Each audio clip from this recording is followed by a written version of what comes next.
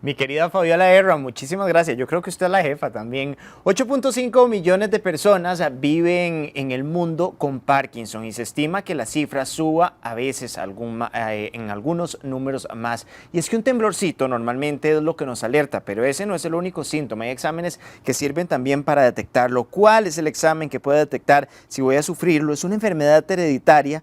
¿El temblorcito debe preocuparme? Bueno, abordamos el tema en compañía del doctor Luis Fernando Chavarría Estrada, médico radiólogo. Doctor, muchísimas gracias por acompañarnos. Buenos días, Sergio. Como siempre, un placer estar aquí con la misión número 1 de tratar de darle la mejor información a nuestros televidentes para que tomen las mejores decisiones. ¿Cuáles son esos primeros síntomas? Porque siempre se lo relacionamos con el temblorcito, ¿verdad? Imagínense que la enfermedad de Parkinson es muy antigua. Es una enfermedad que la descubrió James Parkinson en 1817. Sin embargo, hay estudios o investigaciones que dicen que desde 3500 años antes de Jesucristo, ya los egipcios la describían la enfermedad por el típico temblor, ¿verdad? Y resulta que va a un tratamiento con hierbas, que era una sustancia que evidentemente mejora los síntomas. ¿Qué es lo que sucede? Para que la gente entienda, es muy amplio, todo lo del Parkinson es muy amplio. Sin embargo, hay una enfermedad clásica que yo estaría contento si en esta entrevista la gente se lleva cuáles son los 4 signos clásicos, por qué se producen y qué exámenes podrían detectarlos o confirmarlos. Entonces, la enfermedad de Parkinson es una enfermedad neurodegenerativa. ¿Qué quiere decir neurodegenerativa? Que las neuronas se degeneran. Lo mismo que pasa con la demencia o con el Alzheimer. Lo que pasa que en el Alzheimer y la demencia se degeneran las neuronas de la capa cortical del cerebro. En la enfermedad de Parkinson lo que se degeneran son las células que están en el mesencéfalo. El mesencéfalo es como el intermedio entre la médula espinal, el puente y el cerebro. Para que la gente se dé una cuenta, para que entienda mejor qué es lo que ocurre, qué es lo que se degenera, es, digamos, como si fuera una terminal de autobuses o una terminal de aviones, un hub donde llegan todos los aviones, llegan y salen, llegan y salen. El mesencéfalo es como el intercambio entre todos los estímulos, todos los movimientos que tiene el cuerpo, que los manda a la corteza, al cerebro. Entonces, ¿qué es lo que pasa? Esas neuronas se degeneran, entonces esas neuronas no pueden comunicar los estímulos del cuerpo con la corteza. Y esas neuronas producen una sustancia importantísima, que es un neurotransmisor que se llama levodopamina. Entonces, no hay dopamina y entonces no se puede mantener el contacto con las áreas de movimiento. Entonces, se interrumpe ese contacto, entonces la persona no puede llegar e indicar cuál es el movimiento deseado. Entonces, por eso es que el signo número 1, o no el número 1, es el tremor o el temblor en reposo. Eso es muy importante. Eso es muy importante. En reposo, eso es importantísimo.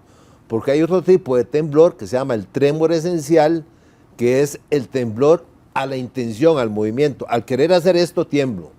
Eso no tiene que ver con Parkinson. Y eso es importantísimo hacer la diferencia, porque eso descarta completamente el Parkinson. Doctor. Ese es el primer síntoma. El otro síntoma es la rigidez. La rigidez, como se perdió el contacto con la corteza cerebral, el individuo no puede hacer los movimientos comunes y corrientes. Por ejemplo, los gestos de la cara. En este momento, yo estoy haciendo movimientos en mi cara al hablar. En el Parkinson se interrumpen esos movimientos, entonces la gente se ve como una máscara, inexpresiva, y se vuelve lenta, se vuelve rígida, ¿verdad? Eso los dos. El otro es lo que se llama la inestabilidad corporal, ¿verdad? Esos son los síntomas más importantes. ¿Y qué es lo importante? Que normalmente la enfermedad de Parkinson se presenta relativamente joven, entre los 50 y 60 años.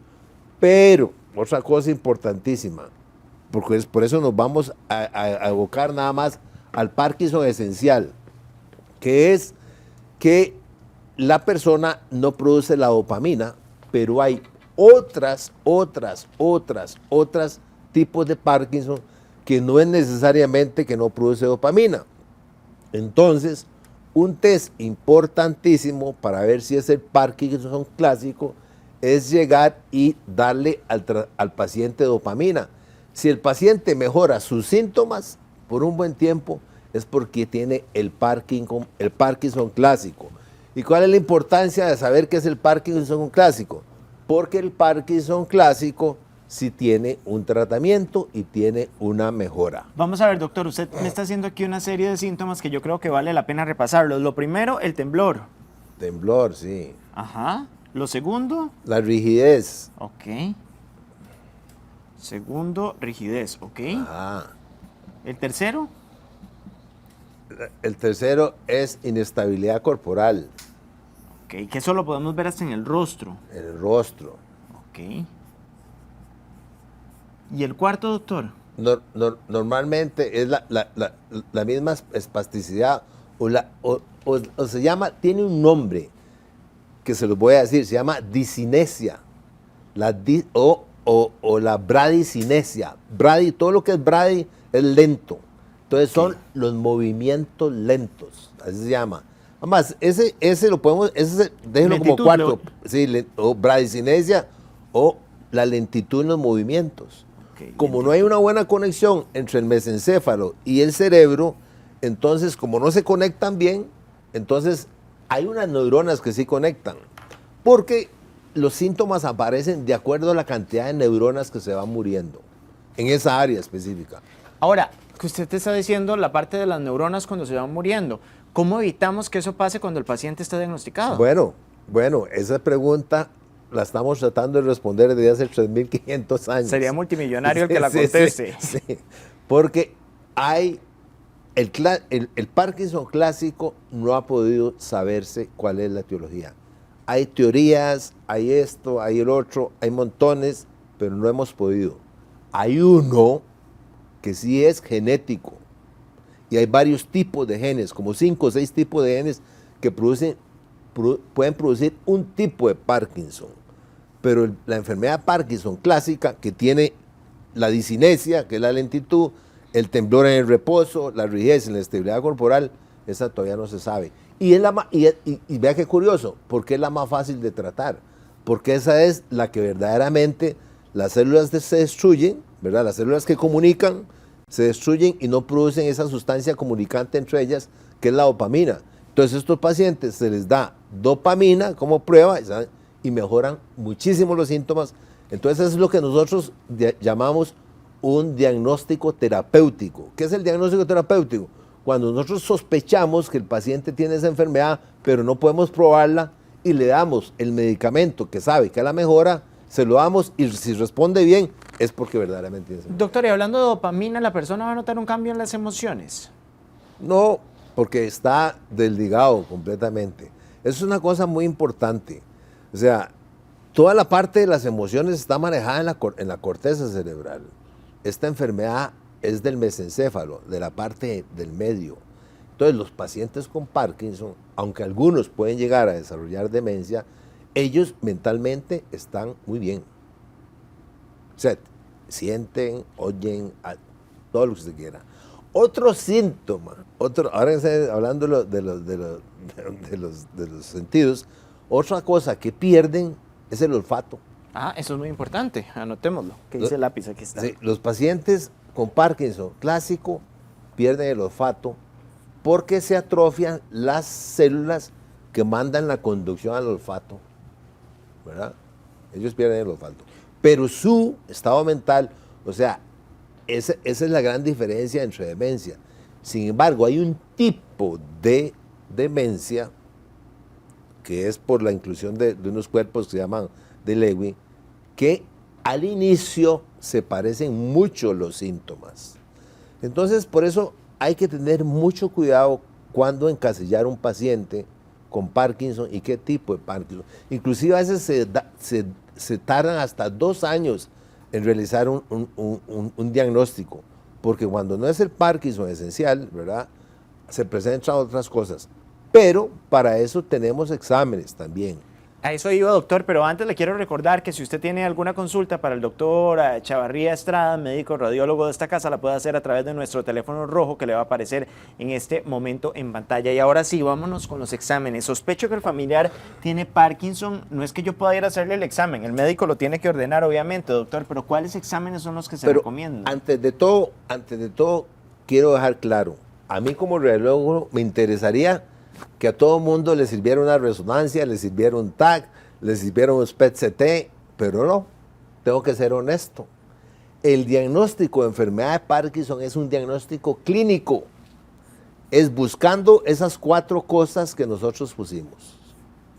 Entonces, y gente con mucha experiencia en ver esto, los neurólogos principalmente, los pueden clasificar porque hay signos mayores, signos menores y las famosas tarjetas rojas. Las tarjetas rojas son aquellas que le encienden una luz de que es o no es el Parkinson. Entonces es de acuerdo al examen físico, a la historia clínica, que se hace el diagnóstico presuntivo y algunas veces no podemos llegar a constatarlo al menos de tomar una biopsia, pero nadie va a tomar una biopsia de cerebro. De cerebro, exactamente. Doctor, ¿y los exámenes radiológicos entonces, cuáles se utilizan? El más frecuentemente que se usa es resonancia magnética, pero tenemos que ser sinceros también. La resonancia magnética lo que va a ayudar específicamente es lo que se llama hacer un diagnóstico por exclusión, porque la resonancia magnética, como yo lo dije al inicio de la enfermedad se pueden confundir con otras enfermedades, pero la resonancia magnética nos puede descartar que no es otra enfermedad, porque va a descartar atrofia temporal, por ejemplo, va a descartar cambios de demencia. No es que por una resonancia nos van a decir tiene Parkinson. No, pero se manda para descartar otras, porque al inicio de la enfermedad a veces se confunde con otro tipo de enfermedades. Y entonces ahí es donde la resonancia magnética nos va a decir, no tiene esto porque no presenta esto, porque hay comportamientos y patrones específicos de imágenes en resonancia que es para cada enfermedad, que algunas se sobreponen los síntomas y uno puede creer que es Parkinson, pero la resonancia magnética no lo puede descartar. Hay otro examen más específico que es el PET-CT. Ajá. Desgraciadamente, en Costa Rica tenemos dos PET-CT en este país, pero no tenemos la sustancia que es el marcador específico para hacer eso, porque es una sustancia muy lábil, es de muy corta vida, pero en los centros grandes se usa y esta sí llega y marca mejor los territorios del mesencéfalo de esa parte y entonces así nos dice a confirmar el diagnóstico. Pero todavía hay otro examen mucho mejor. No es que es mucho mejor que el PET-CT, es que es más específico y se llama SPECT. SPECT. Sí. Con S. S-P-E-T. ¿SP? S-S. Sin la E. Como en inglés. SPECT. SPECT. Que es un examen de medicina nuclear que logra identificar el depósito de una de las sustancias que se depositan en las células del mesencéfalo y que inclusive hasta en la piel se depositan. Entonces, con un examen de SPECT se puede hacer eso. Pero lo mismo, aquí en Costa Rica, hasta donde yo sé, el radiotrazador que se llama, no se produce. Pero esos son los que más nos pueden orientar a que el paciente, a confirmar que el paciente tiene una enfermedad de Parkinson. Pero volvamos, insistamos, el diagnóstico de enfermedad de Parkinson es un diagnóstico exclusivamente clínico. Vamos a ver, doctor, aquí hay varias preguntas. Buenos días, quiero saber sobre mi padecimiento, un temblor cuando tomo una taza o vaso, cuando voy a servir el café hace ya varios años. No ha pasado de eso, tengo 65 años, gracias. Ese es el síntoma clínico típico del tremor esencial o del tremor esencial o que es a la intención. Cuando ella va a coger la taza de café, empieza el movimiento. Normalmente el tremor esencial es en las dos manos el Parkinson es casi siempre unilateral o solo una extremidad. Puede ser un pie, puede ser solo una mano, ¿verdad? El trémor esencial normalmente afecta las dos manos, afecta a veces la quijada, afecta los movimientos de la cabeza, pero no es Parkinson, ¿verdad? Porque esa es la intención del movimiento, es diferente. Y es así, como dice la señora, es cierto, tiene 5 o 6 años y de ahí no pasa. ¿Y es más común en los hombres o en las mujeres? El trémor esencial es más común en mujeres. Bueno, aquí tenemos otra consulta, doctor. Quisiera preguntarle al doctor, ¿es posible mi esposo padece de un temblor en las manos? A él le mandan propanol, pero no le hace nada. Bueno, ese medicamento es porque probablemente están sospechando de que él pueda tener. Y a veces se necesita un cierto tiempo estarlo tomando para que se vean los resultados. Pero lo más importante es que la señora le pregunte al médico qué le mandó ese tratamiento. Doctor, ¿qué es lo que está sospechando usted de mi esposo? Porque eso es como que usted me diga, a mí me duele la cabeza y me está mandando acetaminofén. Pero ¿por qué le está doliendo la cabeza? ¿Me explico? Entonces, ahora, doctor, ya la persona está diagnosticada, ya el médico concluyó, el neurólogo junto con el radiólogo concluyeron que tiene Parkinson. ¿Cómo le va a cambiar la vida a esta persona? ¿Qué se puede ver en los primeros años? Son 4 fases específicamente.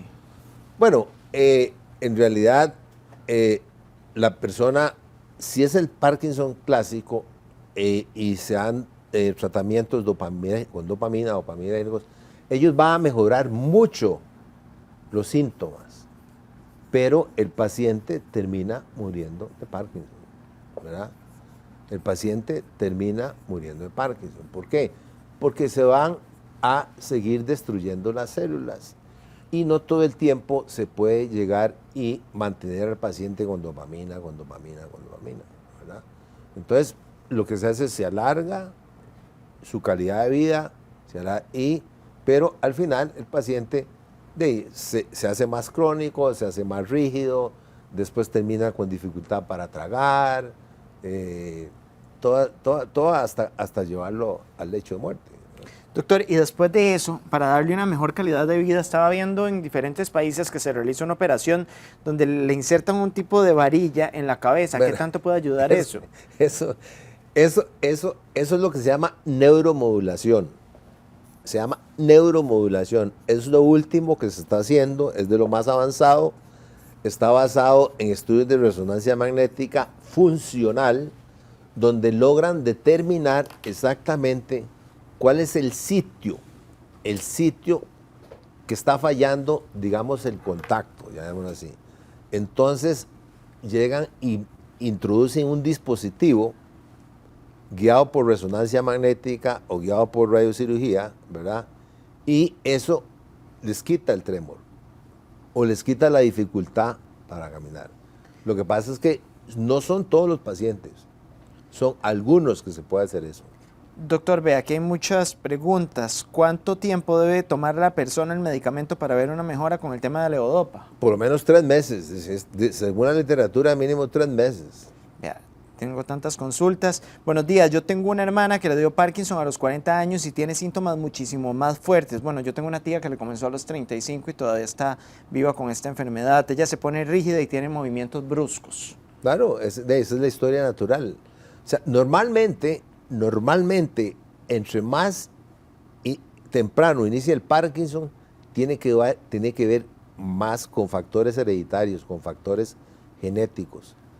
Entonces, esos pacientes, la familia se puede estudiar, pero se puede estudiar no para evitar que les dé la enfermedad.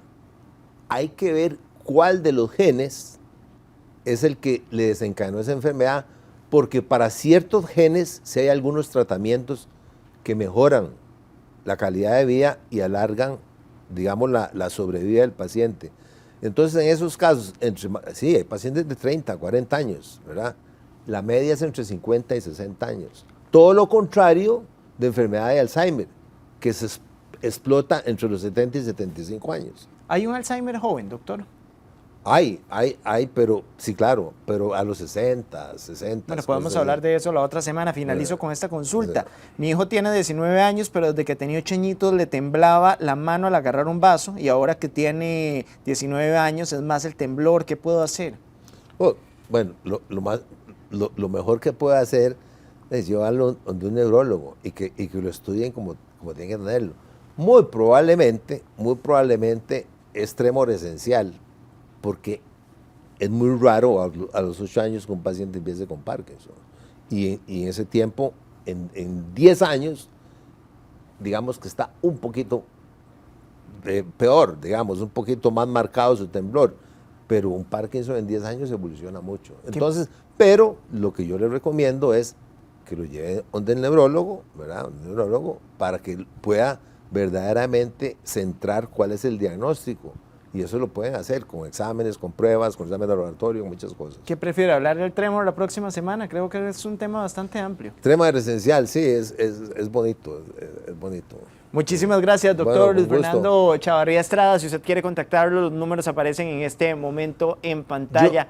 Yo quisiera adelante, el último mensaje. Recuerden que yo soy radiólogo y yo preferiría que se hicieran exámenes de imágenes, pero en Parkinson las imágenes ayudan a descartar otras enfermedades que sobrelapan los síntomas, y el diagnóstico es clínico. El diagnóstico tiene que estar hecho por un experto que está acostumbrado a ver este tipo de pacientes, y en este caso los neurólogos es el mejor caso ahí tocar la puerta. Con toda la responsabilidad, doctor. Muchísimas gracias. Bueno, con gusto. Un placer. Nosotros vamos a continuar con más, porque muchas veces pasa que las personas llaman al 911 y no los atienden. Ese es el caso que tenemos desde un señor en Alajuela, y nuestro compañero José Víquez se encuentra allá también con nuestro equipo de expertos. Adelante, José, muy buenos días.